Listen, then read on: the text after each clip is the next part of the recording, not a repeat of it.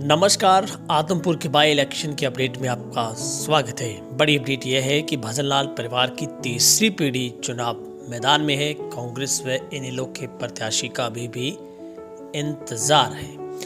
हरियाणा के हिसार जिले के आदमपुर विधानसभा क्षेत्र का चुनावी रण तैयार है। भारतीय जनता पार्टी ने पूर्व मुख्यमंत्री स्वर्गीय चौधरी भजनलाल के गढ़ आदमपुर में पहली बार कमल खिलाने के लिए उनकी तीसरी पीढ़ी पर दांव खेला है। भव्य जीत की आस में भाजपा ने उपचुनाव के लिए कुलदीप बिश्नोई के बेटे भव्य बिश्नोई को टिकट थमा दिया है। आम आदमी पार्टी पहले ही सतेंद्र सिंह को चुनाव मैदान में उतार चुकी है, जबकि कांग्रेस और इनेलो के प्रत्याशी की घोषणा का अभी भी इंतजार है।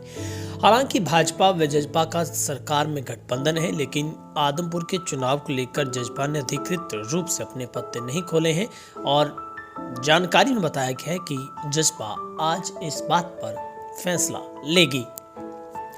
वर्ष 2019 में कांग्रेस के टिकट पर विधानसभा चुनाव जीते कुलदीप बिश्नोई द्वारा 3 अगस्त को इस्तीफा दिए जाने के कारण आदमपुर में उपचुनाव हो रहे हैं। पिछले 54 साल से यहां पर चौधरी भजनलाल के परिवार का कब्जा रहा है।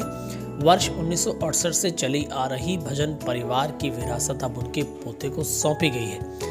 हालांकि भव्य ने वर्ष 2019 के लोकसभा चुनाव में हिसार से कांग्रेस उम्मीदवार के रूप में चुनाव लड़ा था, लेकिन भाजपा के विजेंद्र सिंह से चुनाव हार गए थे। अब बिश्नोई पिता पुत्र कांग्रेस छोड़कर भाजपा में शामिल हो चुके हैं। उपचुनाव में हरियाणा भाजपा कुलदीप को ही टिकट देना चाहती थी, लेकिन वो अपनी बेटी को चुनाव मैदान में उतारने की वकालत कर रहे थे। भाजपा आलाकमान ने उनकी भावना का सम्मान करते हुए ऑक्सफोर्ड विश्वविद्यालय से एमए पास भव्य को टिकट दे दिया। आपको बता दें कि 1968 से लेकर 1982 तक स्वर्गीय भजनलाल आदमपुर सीट से विधायक रहे। उनके अलावा उनकी पत्नी जसमा देवी भी यहां से चुनाव लड़ चुकी है। कुलदीप बिश्नोई और उनकी पत्नी रेणुका बिश्नोई भी यहां से चुनाव विधानसभा में पहुंच चुके हैं। अब भव्य बिश्नोई चुनाव लड़ेंगे। बीजेपी की रणनीति है कि भव्य को भजनलाल परिवार के पारंपरिक वोट तो मिलेंगे ही, साथ ही भाजपा जजपा गठबंधन के भी वोट मिलेंगे, जिससे इलाके में पार्टी को और मजबूती मिलेगी। हालांकि जजपा ने अभी अपने पत्ते नहीं खोले हैं। पूर्व सांसद डॉक्टर अजय सिंह चौटाला, उप मुख्यमंत्री दुष्यंत चौटाला खुद कुलदीप बिश्नोई के खिलाफ चुनाव लड़ते ही रहे हैं। दोनों परिवारों की राजनीतिक प्रतिद्वंदता भी किसी से छिपी नहीं है। कुलदीप बिश्नोई ने ट्वीट कर कहा है कि भव्य बिश्नोई को आदमपुर उपचुनाव में भारतीय जनता पार्टी का उम्मीदवार बनाए जाने पर पार्टी के तमाम शीर्ष नेतृत्व का दिल की गहराइयों से आभार है। आदमपुर में कमर खिलाकर जनता एक बार फिर से हमारी पीढ़ियों के रिश्ते को मजबूत करेगी। भव्य बिश्नोई ने फेसबुक पोस्ट कर लिखा कि उपचुनाव के लिए मुझ पर विश्वास जताने पर भारतीय जनता पार्टी के तमाम शीर्ष नेतृत्व व सभी पदाधिकारियों का धन्यवाद। आदमपुर के अपने परिवार की हर उम्मीद पर खरा उतरने का प्रयास करूंगा। मुझे विश्वास है कि हमेशा की तरह इस बार आदमपुर की जीत हो गई। भाजपा प्रदेश अध्यक्ष ओम प्रकाश धनखड़ ने भव्य को अग्रिम बधाई देते हुए कहा कि 29 साल के नौजवान को राजनीति का अच्छा अनुभव है।